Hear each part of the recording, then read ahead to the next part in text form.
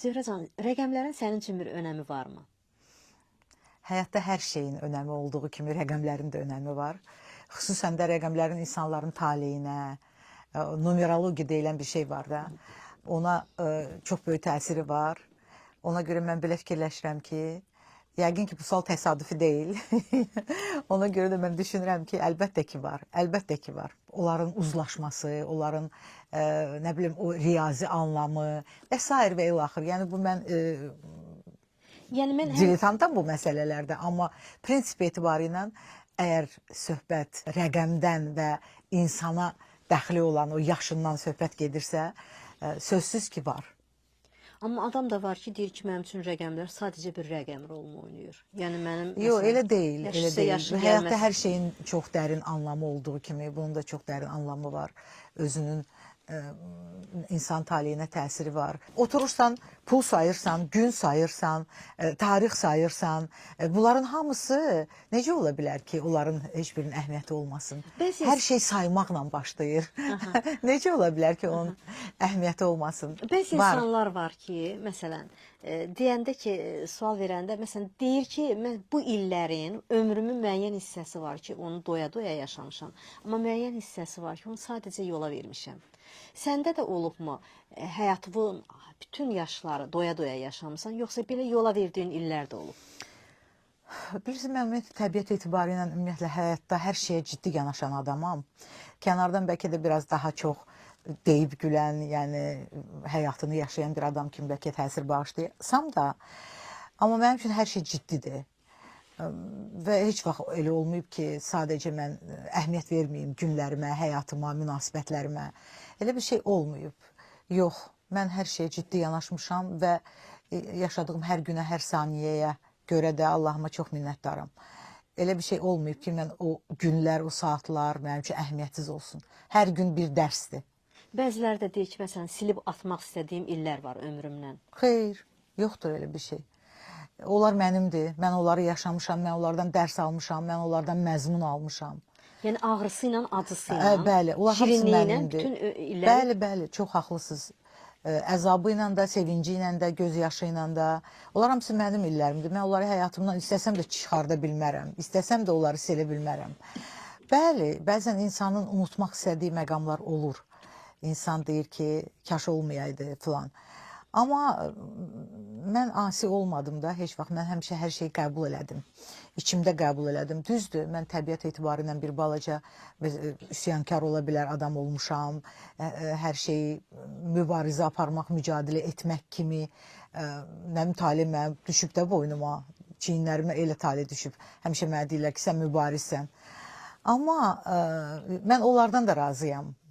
Həyatımda olan həm pis, həm yaxşı şeylərdən. Çünki dərs almışam da, öyrənmişəm, məzmun almışam. Amma rənglərə bölsək ömrünüzdə daha çox əlvan rənglər üstünlüyü təşkil edib, yoxsa boz, qara?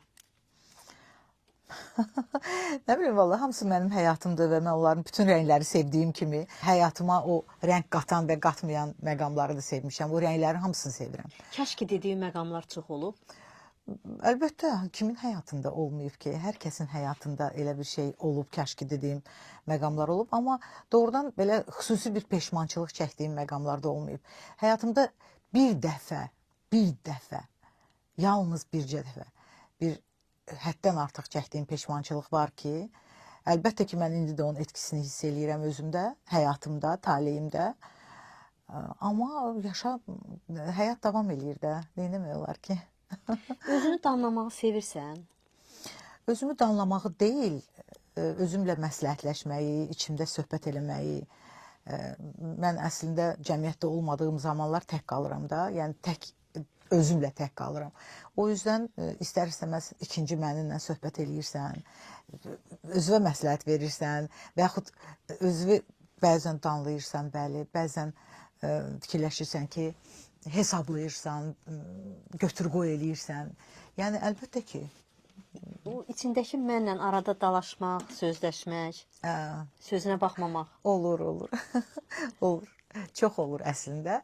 Amma mən ümumiyyətlə içimdə özümlə sülhdə yaşayan bir adamam. Çünki mən fikirləşirəm ki, özü ilə sülhdə olmayan insanlar o vicdansız adamlardır.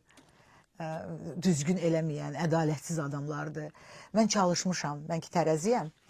Mən çalışmışam ki, insanlara obyektiv olum. Çalışmışam ki, məsələlərə ədalətli yanaşım, yaxşı pisi ilə. Yəni mən çalışmışam da, amma bu o demək deyil ki, mən eləyəm. Çünki bütün insanlar özünə belə baxırlar ki, onlar çox yaxşıdırlar, onlar çox ədalətlidirlər, onlar çox vicdanlıdırlar. Mən elə olmaq istəyirəm, mən olmaq istəyirəm. Mən istəyərəm ki, ədalətli olum, istəyərəm ki, vicdanlı olum, istəyərəm ki, bu gözəl əxlaq ünsürləri ki var, onları mən özümdə daşıyım. Mən bunu çox istəyirəm. Qarşı tərəfdə eyni dərəcədə sənə qarşı hər zaman vicdanlı, ədalətli olubmu? Hə, bu çox ağır sualdır. Əgər mən bu suala cavab vermiş olsam, gərək bütün həyatımı sizə danışam. Yaxşı, onda belə deyək. O yüzden də mən demək istəyirəm ki, əlbəttə yaxşı məqamlarda olub, ədalətsiz məqamlarda çox olub. Amma mən kiməm ki? Ədalət böyük Allahın ədalətidir. O özü hər şeyi yerinə qoyur. Bəs mübarizə aparmağı necə sevirsənmi? Əslində mən mübarizə aparmıram. Sadəcə olduğum kimiyəm, necəyəm. Yəni çalışıram həqiqəti deyim, çalışıram ki, öz mövqeyim uğrunda onu tez əldən verməyim. Çalışıram ki, yəni gördüyüm işin arxasında durum, dediyim sözün arxasında durum. Yəni bilmirəm, buna mübarizə aparmaq, mücadilə etmək deyilirsə, yəni mən beləyəm. Amma sadəcə olaraq sözün ağası olmaq istəmişəm həmişə. Kimli qadın demək olar sənə? Yox, düşünmürəm ki, onu ətraf deyər, mən necə deyə bilərəm. Ancaq mən yaxşılığı unutmadığım kimi pisliyi də unutmuram. Bağışlaya bilərəm, amma burada elə bir şey var ki, bağışlamaq da mənim işim deyil, o Allahın işidir. Mən sadəcə olaraq mənə qarşı ədalətsiz olan adamları və yaxud da mənə dəyər verməyən adamları çalışıram həyatımdan çıxarım.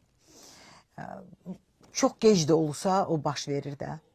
Çox gec də olsa o baş verir. Mən onu həyatımdan uzaqlaşıram da elə adamlardan. Yəni nöqtə qoymağı bacarırsan? Əlbəttə, əlbəttə. Həyat öyrədir. Nöqtə qoymağı da öyrənirsən, münasibətləri kəsə də bilirsən və yaxud ümumiyyətlə hansısa prosesə, təkcə münasibətlərdən söhbət getmir ki, hansısa prosesə çəkilmək lazımdır oradan və yaxud nəsə eləmək lazımdır. Güman edirəm ki, bacarıram. Amma bəzən intiqam hissi üçün deyil, sadəcə olaraq özünü sübut eləmək üçün, özünə həm də nəsə sübut eləmək üçün, yaşamağı davam etdirmək üçün bəzən addımlayırsan da o yolu sona qədər. Çətin olur, amma ki, addımlayırsan da. Bu fikirlə razısanmı? Ən böyük qisas unutmaqdır. Əlbəttə, bunu hələ biz deməmişik ki, bunu hələ müdriklər deyiblər. Herostratı unudun məsələsi var, bilirsiniz də ki, o Afina məbədini yandıran Herostratı ölkənin rəhbəri deyir ki, ona bir cəza vermək lazımdır, bilirsiniz də. Ona bir cəza vermək lazımdır. Nə fikirləşirlər ki, nə cəza vermək lazımdır. Deyirlər ki, heç kəs onu görməsin, heç kəs ona salam verməsin, heç kəs ondan danışmasın. Və nəhayətdə Herostrat özünü öldürür də, bilirsiniz. Və bəli, bu belədir. Unudulmaq çox bir şeydir. Ən böyük cəzadır. O cəzaya məruz qoyduğun insanlar çox olub? Yoxdur deyə bilmərəm. Vardır, əlbəttə. Çox deyil.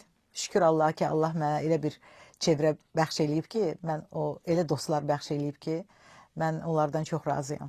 Amma nöqtə qoyursan və sonradan yenidən münasibətə yenidən başlamağı bacarırsan, məsələn, bağışlamaq və yenidən davam etmək. Yox, o mümkün deyil elə şeylər. İnsanlarla hansı müəyyən ünsiyyətdə ola bilirsən, yəni bunu özünü düşmən kimi, düşmənçilik etmək kimi bir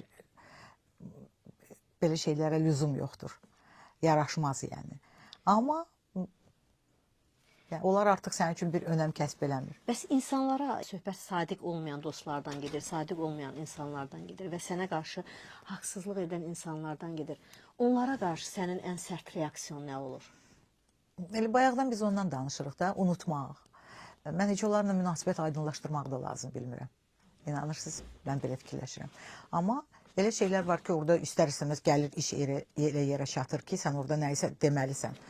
Amma bu dostluq münasibətlərdən deyil, bu iş münasibətlərindədir, bu nəsə vacib həll olunan məsələlərdədir.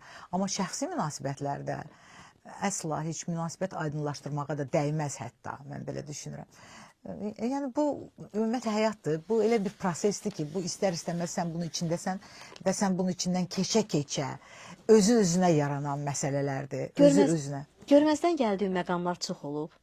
Əlbəttə, o mümkün deyil axı sən onu hər şeyi üzə vurmaq, hər şeyi demək, hər şeyi aydınlaşdırmaq. O yenə də deyirəm, o yaraşmır adama. Zöhrə, bu gün səni ən çox nə qıcıqlandırır cəmiyyətdə? Məsələn, insanların həddən artıq aqressivliyi var. Sosial şəbəkələrə baxırsan, hamı negativ demək olar ki, püskürür. Yəni bax, səni bax bir xanım olaraq nə daha çox qıcıqlandırır ki və təəssüf eləyirsən ki, əvvəl belə deyildi. Bilirsiniz, əvvəl belə deyildi məqamı biraz Yəni, mübahisəlidir. Əvvəl belə deyildi məsələsi biraz mübahisəlidir. Çünki insanların içində hər zaman aqressiya da olub, məhəbbət də olub, sevgi də olub. Biz də onların içində. Amma indi sosial şəbəkələr insanların müxtəlif xüsusiyyətlərini hər kəsə göstərir.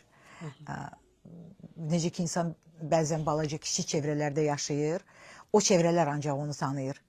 Amma indi insan özünün münasibətini, bəzən insan o sosial ünvanın arxasında dayanır və düşünür ki, heç kəs bilmir ki, bunu mən yazmışam. Məsələ. Ancaq insanlar izləyir, baxır, görür və səni deyir Facebook, yəni sifət. Sənin özünün mənəvi siman orada özünü çox gözəl göstərir. Mən belə düşünürəm. Mən də içi daxil hər kəsin komment, şərhlər yazanda və ya hansısa bir münasibətə və yaxud məlum düşmənə, ağılla, faktla və s. Və yaxud kiməsə, mən şəxsən sosial şəbəkədə atmaca atmaq kimi bir yaraşmaz bir şeyin əleyhinəyəm, məsəl üçün. Heç vaxt bunu etməmişəm, etmərəm, amma düşünürəm ki, sosial şəbəkə insanı tanımaq üçün, müəyyən ünsiyyətdə olduğun adamları tanımaq üçün də müəyyən bir vasitədir. Bu da bir üsuldur, bir üslubdur. Olubmu ki, məsələn, həyatda başqa cür tanımısan, amma sosial şəbəkədə onu bir başqa tanıyandan sonra demirsən ki, ay aman, bunu mən indiyə qədər tanımamışammış. Sosial şəbəkəyə də çox etibar eləmək olmaz da. Ən azından əgər sən həyatda o ilə qarşılaşacaqsansa, onda ən son qərarı vermək olar. Sosial şəbəkələrdən sual verirsiniz. Mənim üçün, məsəl üçün, sosial şəbəkə həm də özümün peşəkarlığımı ifadə etmək üçün nəsə bir müstəvidir. Mən belə, biraz belə yanaşıram sosial şəbəkəyə. Çünki doğrudan da indi artıq sosial şəbəkə jurnalistikanın bir növünə çevrilib də müəyyən mənada. Və iş də belə gətirib ki, ömrü boyu mən mədəniyyət sahəsində işlədiyim üçün bu mənim üçün daha asandır.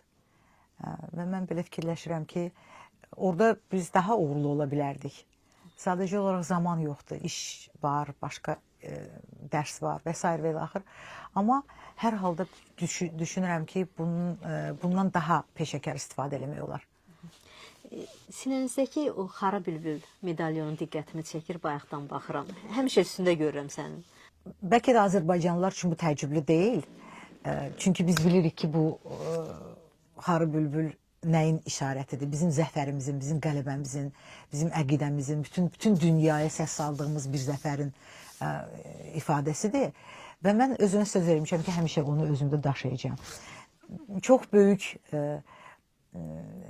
filosoflar deyiblər ki, vətənpərvərlik, yalnız vətənpərvərlik olan yerdə pafos və patetikanın yeri var.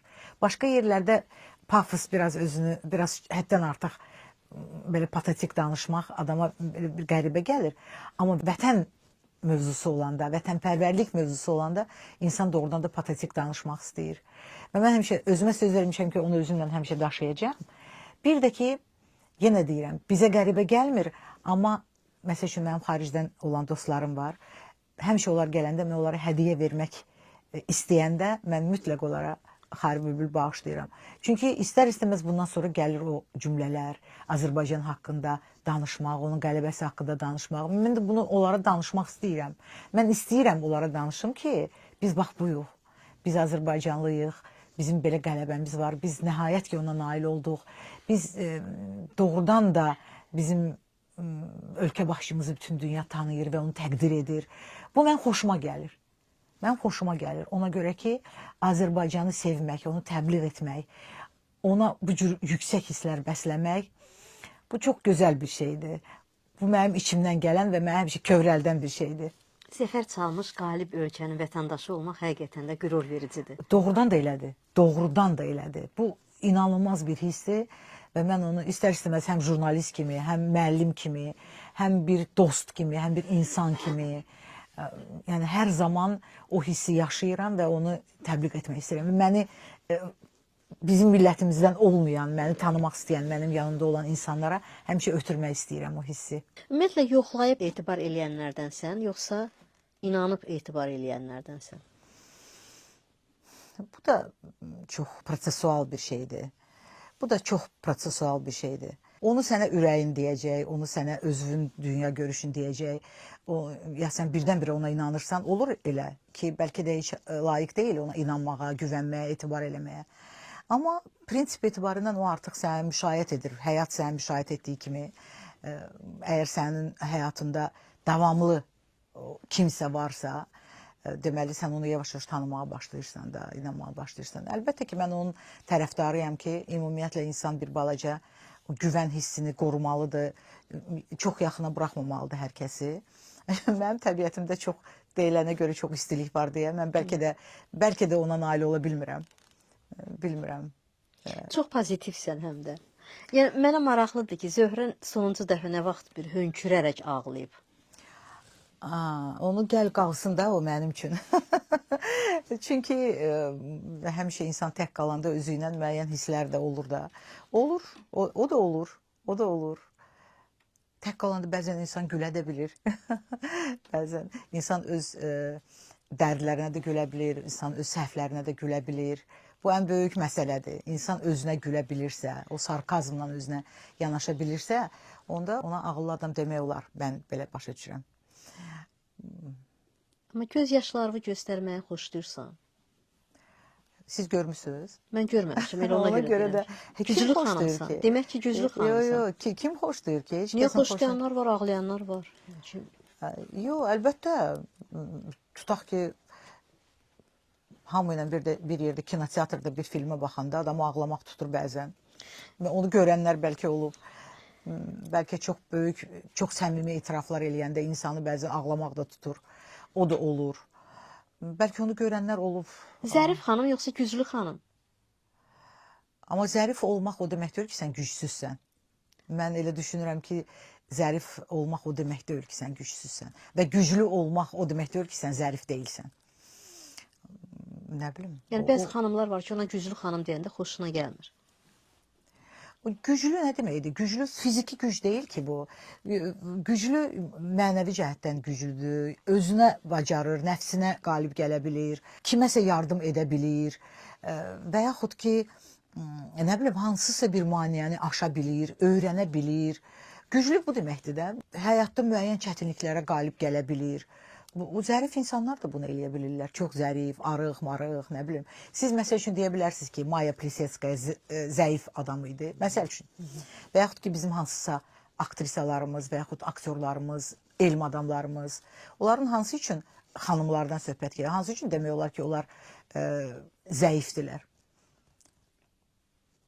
Yəni, onlar əslində güclüdürlər. Çünki onlar bacarırlar, onlar nəsə istehsal edirlər, nəsə yaradırlar, kreativdirlər.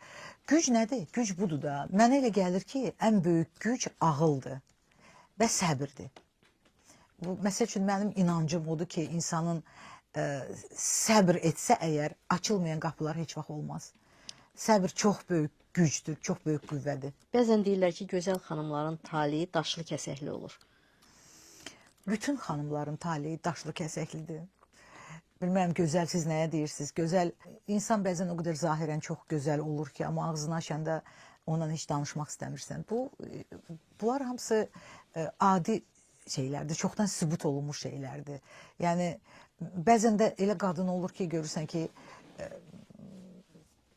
o qədər də zahirən gözəl deyil, amma ağzını açıb danışanda onun intellekti, onun zərafəti, onun ağlı, hər şey yəni səni cəzb eləyir, cazibəsi Amma var. gözəllik bu qədər rol oynamasaydı, bütün qadınlar bu dəqiqə gəncindən tutmuş yaşlısına qədər hamı özlərini dəyişməyə, gözəl görünməyə çalışırlar. Yəni söhbət plastik əməliyyatlardan gedir, estetik əməliyyatlardan gedir. Bilirsiniz, mən belə fikirləşirəm ki, hər kəsin öz işidir. Hər kəs öz zahirini necə görmək istəyirsə, əlbəttə ki, təbii gözəllik çox gözəl bir şeydir. Təbii gözəllik çox gözəl şeydir. Amma kimin yoxdursa, əgər zahirən fikirləşirsə, özünü narazıdırsa, hansısa bir kompleksi varsa, onu nəsə hansısa bir metodla, bir üsulla korrektə eləmək istəyirsə və bu mümkünsə və bu çox eybəcər deyilsə, yəni eybəcərliyə gətirib çıxarmırsa, onda bu çox normaldır. Hər kəsin kənardan özünə bir baxışı var. Əgər onu qane eləyirsə, elədiyi, o da o özü bilər, içində özünə sülh yaradırsa, o da özünün işidir. Mən məsəl üçün, bax indi deyirsiniz, mənim məsəl üçün heç xoşum gəlmir ki, sosial şəbəkələrdə bu məsələni müzakirə eləyirlər. Hansısa bir qadının şəklini qoyurlar. O qadın da bir evin anasıdır, bir qadındır, bir işin sahibidir, bir insandır, bir şəxsiyyətdir.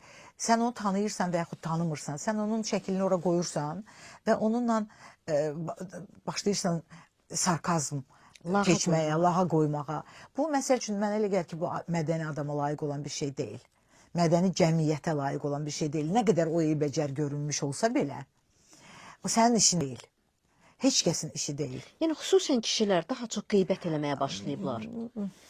Sosial şəbəkələrin özündə baxırsan ki, kişilər qeybət eləyir. Yəni ki, biraz yəqin sən də rastlaşmısan. Buna yanaşma necədir? Əvvəllərdə mi bu qədər görəsən kişilər Kimin qeybət? xoşuna gələr ki bu? Heç bir nə bir qadının, nə də bir ləyaqətli kişinin, nə ümumiyyətlə ləyaqətli bir insanın bu cür hərəkətlər xoşuna gəlməz. Mən düşünürəm ki, əlbəttə ki, bu ləyaqətsiz bir şeydir. Götürüb bir başqasının qadınını müzakirə eləmək və yaxud da heç kəsin qadını deyil, elə belə bir qadını müzakirə eləmək. İstənilən bir qadın, istənilən bir qadın. Onun məhkəməsi var, onun hər şeyi var. Onu götürər, ona elə cəza verdirər ki, heç düzdür. Əlbəttə ki, biz istəyərdik ki, bizim qadınlarımız özünə daha çox hörmət eləsinlər. Əlbəttə ki, biz istəyərdik ki, bizim cəmiyyətimizdə negativ hallar olmasın. Təbii gözəllik olsun, ədəb olsun, mədəniyyət olsun. Hər kəs özünü kübar, mədəni aparsın, oxusun, kitab oxusun. Bütün fəsadlar bilirsiniz nədən törənir? Kitab oxumamaqdan, mütaliə etməməkdən. Yəni insanlar zahirinə daha çox takılır ki, daha çox gözəl görünüm, amma düşünmür ki, bir içərimi də gözəlləşdirim. İndi bilirsiniz, tendensiya odur da, indi belə bir tendensiya. Düşünmürəm ki, bizim ətrafımızda məsəl üçün elə adamlar çox azdır, mənim ətrafımda. O da insan özünə uyğun insanları özünə cəlb eləyir də, ətrafına. Hansı adamlarla oturub durursa, mənim şəxsən ətrafımda intellektual adamlar çoxdur. Amma ümumi götürəndə kitab oxuyan da azdır bu gün, teatra gedən də azdır, kinoya gedən də azdır. Yəni bunu etiraf eləyək də. İndi sənin çevrəndə ola bilər, amma bunlar çoxluq təşkil eləmir. Bu, bilirsiniz, təhsil məsələləri gərək çox yüksəyə qalxsın. Çox təhsildir, evdəki tərbiyə üsullarıdır. Bunu hər kəs bilir, bunlar aksiomadır. Mən bunu deməklə yeni bir şey kəşf eləmirəm. Hər kəs bunu bilir. Hər kəs bilir ki, biraz təhsil, biraz mədəniyyət, biraz görgüsüzlük, yəni biraz cəmiyyətə çıxmamaq, daim oturub bir məkanda. Məkan deyəndə mən ümumiyyətlə müəyyən bir müstəvini nəzərdə tuturam, təkcə evi və yaxud ümumiyyətlə bir mədəni çevrəni nəzərdə tuturam. O, orada qısılıb qalmasa, biraz dünyaya, dünya görüşü geniş olsa, dünya görüşü çox böyük məsələdir. Bəzən görürsən ki, çox da böyük təhsili olmayan insanlar var, amma gözəl dünya görüşü var. Böyük akademiklər də, adlarını indi bilməm, çəksəm də, çəkməsəm də çox adamlar, ədəbiyyat adamları deyirlər ki, intelligent olmaq nə deməkdir? Intelligent olmaq savadla deyil.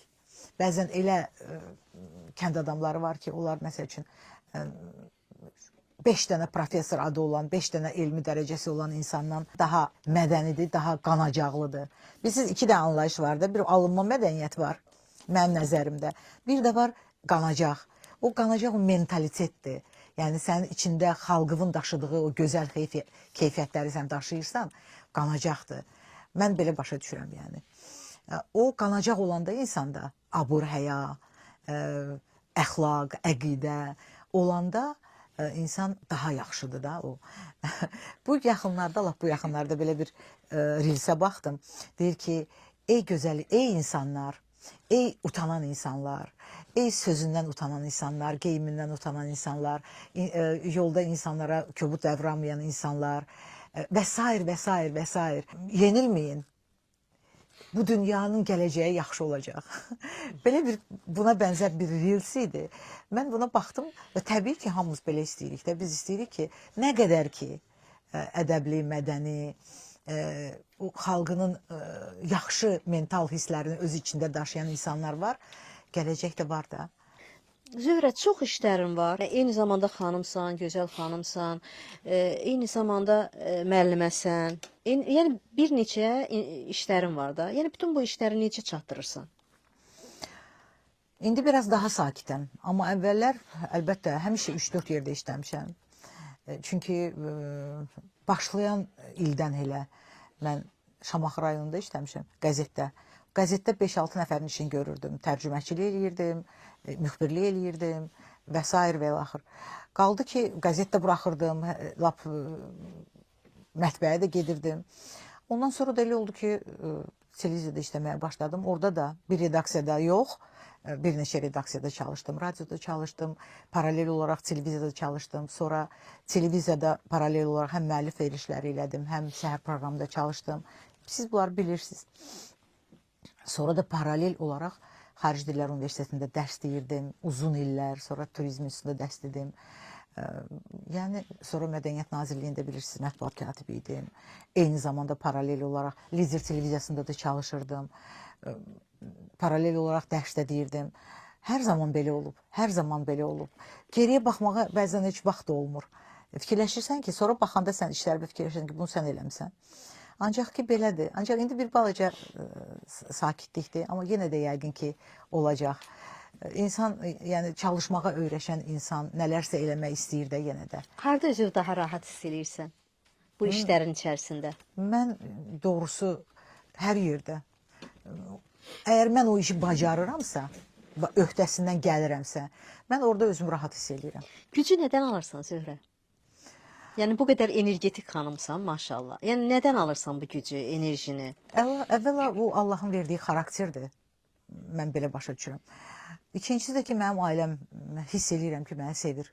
Mən çox Allahıma çox minnətdaram ki, mən məhz o ailədə dünyaya gəlmişəm. Atamın, anamın, Qulamsel müəllimin, Sona xanımın ailəsində dünyaya gəlmişəm. Hansı ki, məşhur professorlar olub? Mənim atam Azərbaycan Özbək ədəbi əlaqələr mövzusunda çalışan ilk alim olub, demək olar ki. Və bu yaxınlarda mən getdim, Özbəkistanda onun kitabını çap elədik. Onun kitabını deyərkən, yəni monoqrafiyasını Azərbaycan və Özbək dillərində. Bu çox maraqlı bir iş oldu mənim üçün, yeni təcrübə oldu mənim üçün. Və mənim atam doğrudan da hələ öz sağlığında öz monoqrafiyasını çap eləyə bilməmişdi. Amma biz ailəsi olaraq onu etdik və çox da böyük rezonansa səbəb oldu elmi çevrələrdə. Qaldı ki, yəni indi də mən fikirləşirəm ki, atamla bağlı bir dənə kitab hazırlayıram. Hazırlayırıq deyim, qoy, bütün ailəmiz iştirak edir bu şeydə. Jurnalist dostlarım da var, hansılar ki, müsahibələr alırlar onun dostlarından. Onlar dünyasını yavaş-yavaş dəyişən adamlardır, bilirsiniz, artıq qocalırlar. Amma yenə də indiyə qədər biz bu işi görmüşük. İnşallah ki, o kitabı da buraxacağıq. Yenə də Azərbaycan dilində atamın o işini yenidən Bakıda çap eləmək niyyətindəyəm. Zaman göstərər də. Zöhrəni 3 sözlə ifadə eləsək, necə ifadə edərdin? Dost, ailəsini sevən, doğulduğu ailəsini sevən və də peşəkar. Gözəl xanımı da biz əlavə edirik. Sevilən xanım. Elə düşünürsünüzsə çox təşəkkür edirəm. Bu çox gözəl hissdir. İnsanlar tərifi sevir. Düzdür, həddən artıq tərif insanı bəzən körlüyür. Ancaq sən özün hiss eləyirsən ki, o tərif səmimidirmi? Və yaxud ki, sənin obrazına yaraşırmı o tərif? Əgər yaraşırsa sənin obrazına, sən onu özünə yaraşdıra bilirsənsə, sən çox minnətdarsan. Yaraşır və bu kompliment deyil. Çox xoş oldu Zöhrə. Sənə gələcək fəaliyyətində uğurlar arzuyuram. Hər zaman sağlam ol, belə gözəl ol, pozitiv ol və bizim dostumuz olaraq qal. Çox sağ ol əzizim, çox sağ ol. Mən çox sevinirəm ki, sizin işləriniz qaydasındadır. Sizə uğur arzu eləyirəm. Bütün dostlarımın işlərinin irəli getməsini arzu eləyirəm. Arzu eləyirəm ki, onlar neynim, necə eləyim deməsinlər. Bu çox gözəl bir şeydir.